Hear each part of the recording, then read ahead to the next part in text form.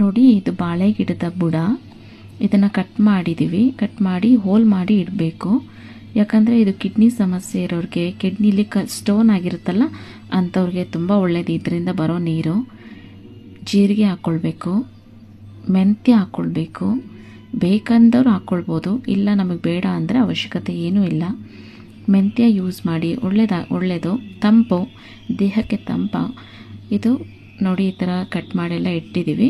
ಒಂದು ಕವರ್ ಮತ್ತು ಏನಾದರೂ ಒಂದು ಬಟ್ಟೆ ಬಿಗಿಯಾಗಿ ಹಾಕಿ ಟೈಟಾಗಿ ಕಟ್ಟಿ ಇಡಬೇಕು.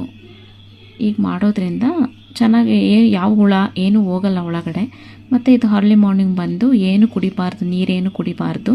ನೋಡಿ ಇದಾಗಲೇ ಸ್ಟಾಕ್ ಆಗಿದೆ. ಈ ಥರ ಸೋಸಿ ನೀರು ಕುಡಿಬೇಕು. ಹಾಳೊಟ್ಟೆಗೆ ಕುಡಿಯೋದ್ರಿಂದ ಹೆಲ್ತಿಗೆ ತುಂಬ ಒಳ್ಳೆಯದು. ಕಲ್ಲಿದ್ದವ್ರಿಗೆ ಕರಗುತ್ತೆ. ಇದೇ ಥರ ಏನಾದರೂ ಬೇರೆ ಟಿಪ್ಸ್ ಬೇಕಾದರೆ ಫಾಲೋ ಮಾಡಿ.